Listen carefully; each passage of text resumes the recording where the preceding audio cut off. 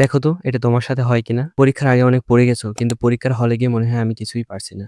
আরে এটা তো কাল রাতেই পড়ছিলাম, এখন কেন মনে আসছে না? সমস্যা আসলে তুমি পড়োনি এটা না, তুমি আসলে পড়েছো, কিন্তু তুমি তথ্য দেখেছো। কিভাবে তথ্যটা নিজের মাথা থেকে বের করে আনতে হয় সে চেষ্টাটা কখনো করোনি। রিসার্চ অনুযায়ী আমরা যা পড়ি তা যদি আমরা অ্যাক্টিভ রিকল কিংবা রিভিউ না করি, তবে খুব দ্রুতই তা আমরা ভুলে যাই। তাই আজ থেকে পড়ার সময় এই ৩ স্টেপ ফলো করবে।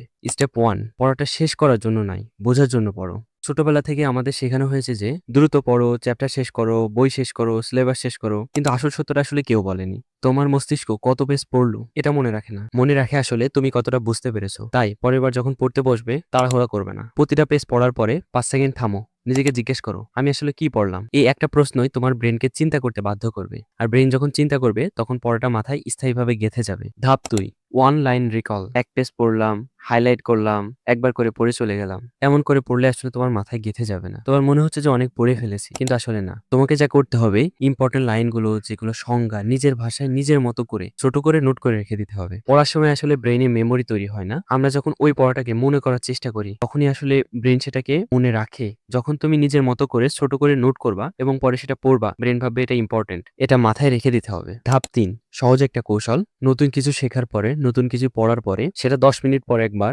একদিন পর আবার রিভাইজ দাও। রিভাইজ দেওয়ার সময় সব পড়বা না, তোমার নিজের তৈরি করা ছোট নোটটা পড়বা, যেটা তুমি নিজে বুঝে লিখেছিলে। এ সময় পড়তে আগের পরিমাণ সময় লাগবে না, কিন্তু তোমার ব্রেইনে পড়াটা গেঁথে যাবে। সর্বশেষ বলতে চাই, প্রতিদিনের পড়া প্রতিদিন কমপ্লিট করার চেষ্টা করো। আমাদের টার্গেট ৫০ পৃষ্ঠা হওয়া নয়, টার্গেট হওয়া উচিত যা পড়বো তা যেন মনে থাকে। পরীক্ষার হলে গিয়ে প্রশ্ন দেখে যেন না বলতে হয় এটা তো আমি পড়েছিলাম কিন্তু উত্তরটা মনে পড়ছে না, বরং এটা বলতে হবে হ্যাঁ এটা আমি পড়েছিলাম এবং অ্যান্সার আমি জানি। ভিডিওটা ভালো লাগলে সাবস্ক্রাইব করো, বন্ধুদের সাথে শেয়ার করতে পারো। আজকের মতো এখানেই শেষ করছি। আসসালামু আলাইকুম।